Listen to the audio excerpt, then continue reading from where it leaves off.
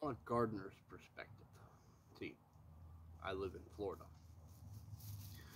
I am a Florida native, and I've been gardening 30 years at least, give or take a couple years off here and there. Now, when I first started gardening, I lived in the Orlando area. And Orlando at that time was designated 9A. A few years went by, and they redid how and what the zone maps were. Well, they then decided we were zone 9B. And that really did kind of require changing when you planted things, and to a lesser degree, what you planted. Well, zone maps have been updated again. Now, I don't live in the Orlando area, I'm out coastal, out on the Space Coast, which was still 9B, but there was some differences. There are things that I grew in Orlando that I just can't grow out here. It just doesn't seem to work. Well, over the last few years, I've been telling people I'm more or less 9A, or 9B, 10A.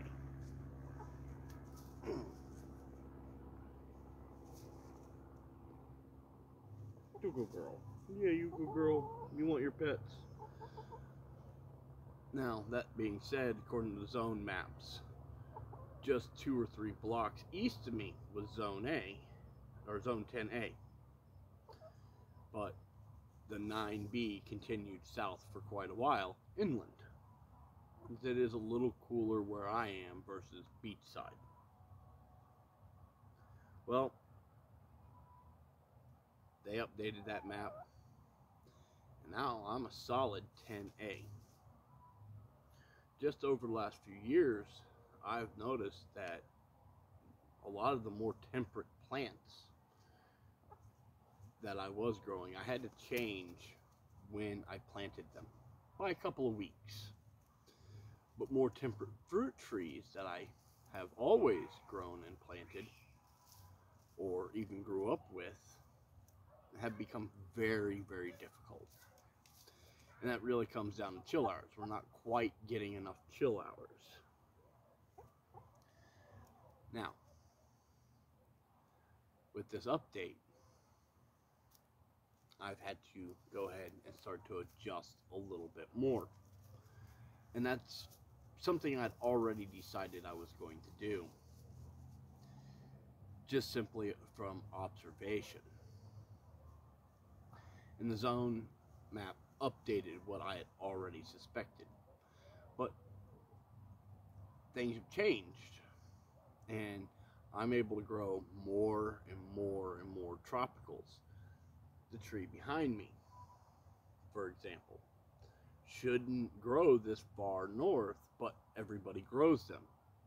And that's really been a thing over like the last 10 years. I have a tropical almond just to my right. Should not grow this far north, but it's becoming more and more of a thing.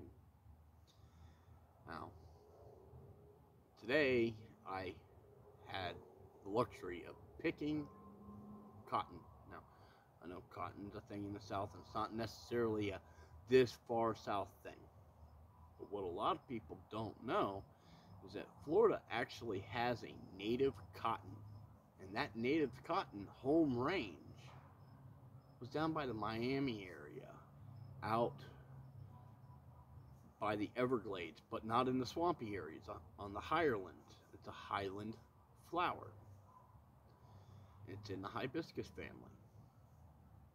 You can now grow what was exclusively a South Florida plant pretty much anywhere in Central Florida. Now, it's only been a few years that I've started seeing people popping up with these. I knew what they were, but I assumed that they were getting maybe 1 year out of them and then picking the cotton and killing the plant. Thing is, it's a short-lived perennial. It'll live for 3 to 5 years. I'm on year 2. Now, I was gifted one last year, and I didn't have a place for it at the time to put it in my gardens. I was very surprised this spring when it came back, and it got planted this year. And I picked a single cotton ball. Now, I've picked plenty of cotton when I was younger, but different species of cotton, well, different variety per se, but I've never been able to grow the native Florida cotton. So it's kind of both a problem that we are slowly getting warmer, and we are slowly getting warmer. The summer heat, it's not really hotter, it lasts longer by a couple of months most years.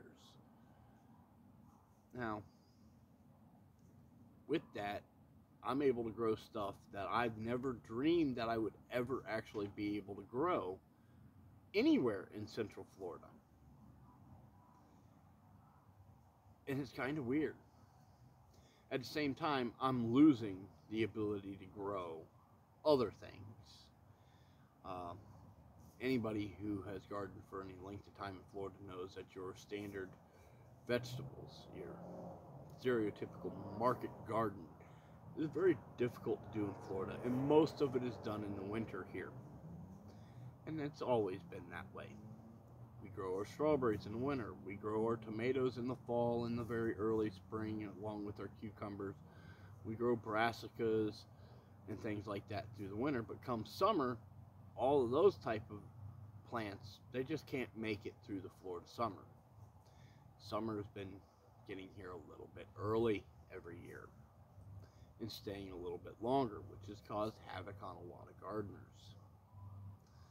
So you got to kind of learn to adjust if we're going to continue. And Florida's a great place to grow things as long as you build up your sand into a soil.